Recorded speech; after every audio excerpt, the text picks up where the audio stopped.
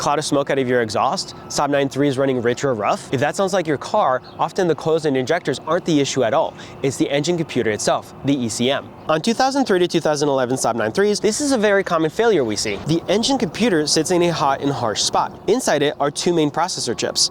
They're connected to the board by hundreds of tiny solder balls. Over time, heat and vibration crack those connections. When that happens, the ECM loses proper contact with the sensors and injectors, and that's why you get some of your injector codes, misfires, and limp mode that you're experiencing right now. Here at NICS Electronics, we specialize in fixing that exact problem. We open your original ECM, remove the processor chips, strip off the old cracked solder, install brand new solder balls, and then test the unit under load.